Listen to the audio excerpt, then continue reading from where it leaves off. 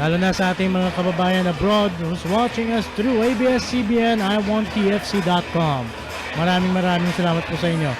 Yung mga nakapitbahay natin dyan, mga kababayan natin, yayain nyo sila makapanood ng URCC.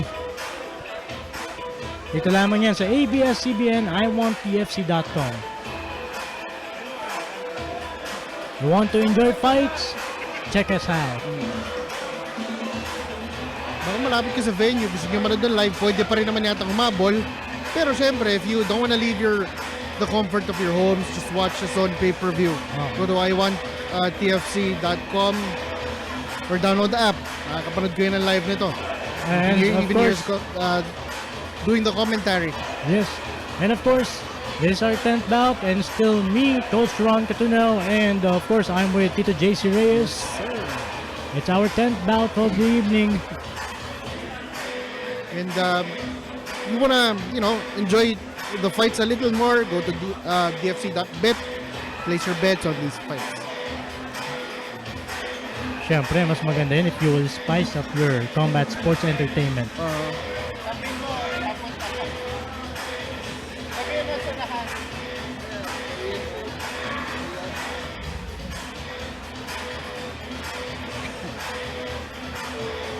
It's Jun Gun Cho.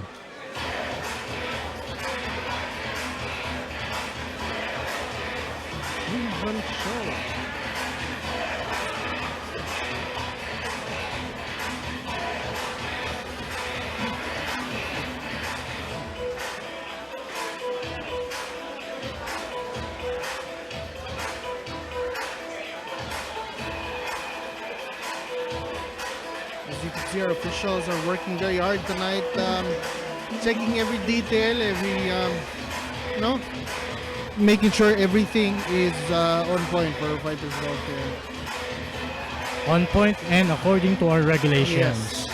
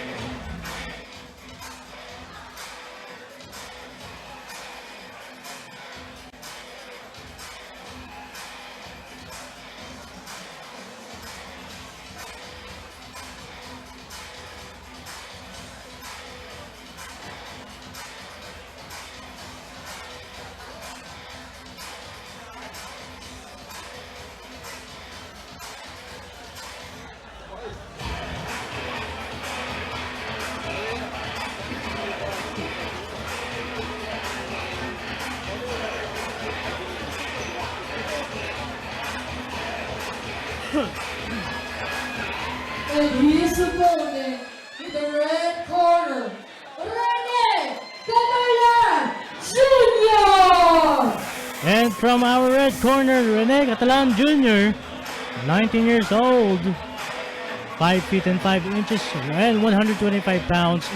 Very, halos identical yung kanilang, profile. Rene Catalan Jr.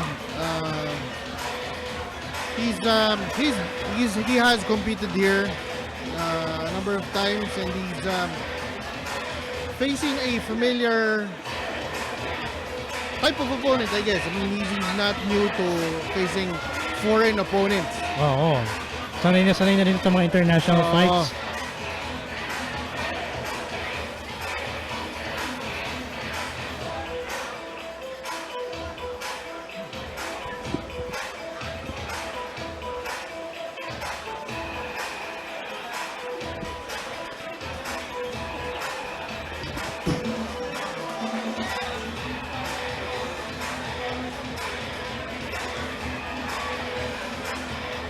Yung katawan nito ni Jun Ganchu, ganda lang dating, parang wrestler. Oo nga eh.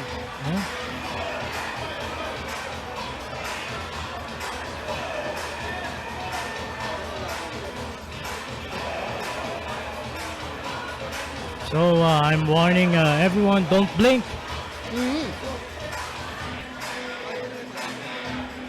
This will be fast. Round 1.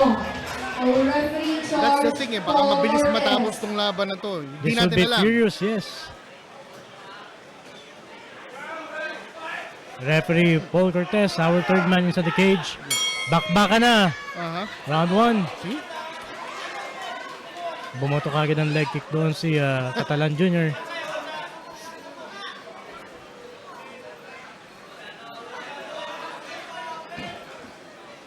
So ito yung, this is the thing with the small guys eh. Bilis. Bilis ng mga galaw Parang eh. hindi pwedeng wala silang galaw na kahit ano.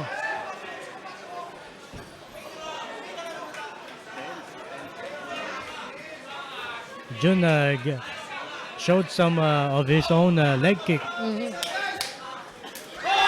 Turning long by Jun. Pumasok yun. Hindi lang masyadong dumiin.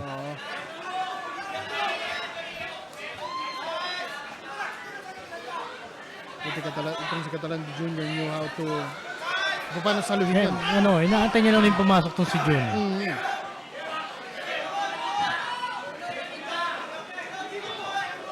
And of course, Rene Catalan sa ating red corner. Jun Goncho coming out of the blue corner.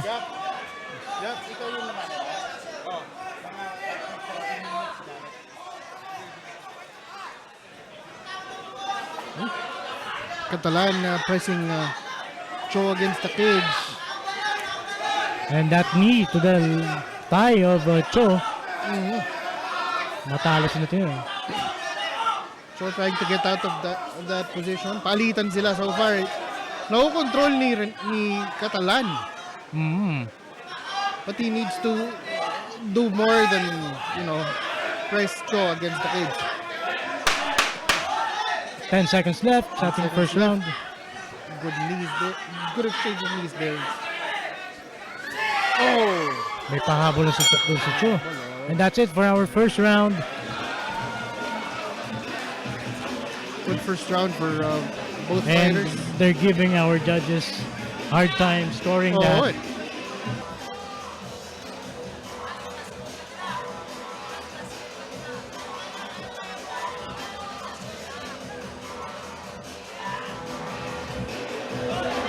Round 2.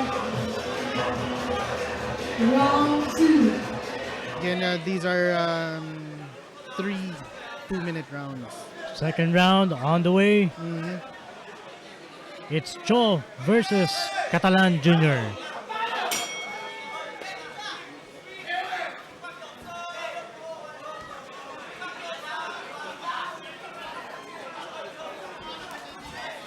Ganda ng sipa doon, nagkasama. Oo, talaga sila. nagkakasabayan talaga eh. Parang sabong lang eh. Catalan Jr. trying to do. And that's done. Wow! What a takedown. by Big Catalan one. Jr.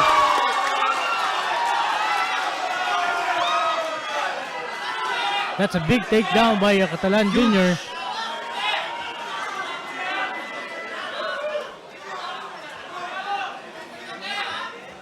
I don't know if we can say that it's unexpected from Catalan Jr., but that sure was very impressive. And there he goes again. Trying to bring Cho down.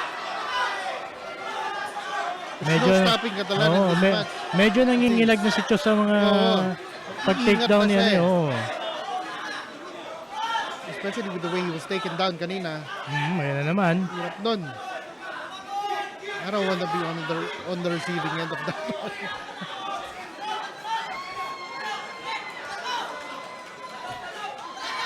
Another turning long by Cho. Good kick. Answered by a punch. Now si Cho And naman Cho's ang- own version of takedown. Cho naman ang nag-takedown. And Catalan successfully trying to get took out of that the one. Catalan down. It's now in full mount position. This is becoming a grappling match. Yes, it's becoming a grappling match. Pero very dangerous position to for Catalan Jr. And it will lead to a triangle. That was for an armbar. Kuha yata yung kamay niya. Is it? Hindi pa. Hindi pa. If he can roll, ayun na. Wow!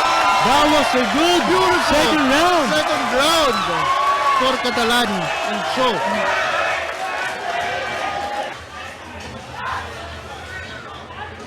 Huge props din dito kay Catalan for finding a way out of that. Grabe, inangat niya ng husto si Cho eh, no? Oo nga eh. Well, that's Round them. 3.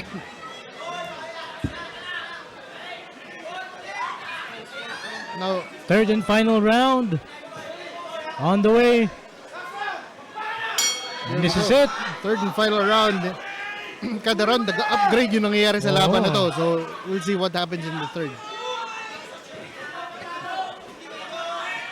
You can only witness this kind of fight here sa URCC Dynasty Fight Club. Si Cho naman yun. O siya naman ang Try mag-takedown. takedown. Catalan defended that successfully. Another kick from Catalan. Cho trying to get the takedown again. The moment I saw the physique of Cho, I already knew na Mga wrestlers yeah, eh. No? And yung mga takedown attempts pa lang niya, the way he executes them, it's not just wrestling. yeah, it's wrestling. And huge props to Catalan. Yung makikita mo rin kung how well prepared he is for this fight. Eh. He's ready whether it be striking, grappling, or wrestling. Well, alam naman sa Sabagay. camp ng Catalan fighting system, they're always ready to fight. And then when you're fighting in a stage like this of the URCC, syempre, you do everything you can to impress everyone.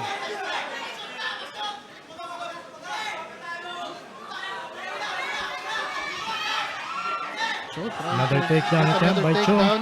Single leg One takedown. but will he get anything from this one? Parang medyo inaabot ng pagod si Cho. Oo. Medyo pula na rin ang binti nila pareho. Akala ng mga ibang MMA enthusiasts or martial arts bali wala lang ang mga leg kicks. Oo. It grows on you. Masakit yan. Whoa! Wala. And that's it! Yes! The fight will go to the judges' scorecard for decision. Isa na naman pong laban na pinapahirapan ng mga judges. Oo. Napakagandang laban na ito. Kaya ano pa, you should check us out Yes. Pang, on dfc.bet. pang 10 laban na to. You have 8 left.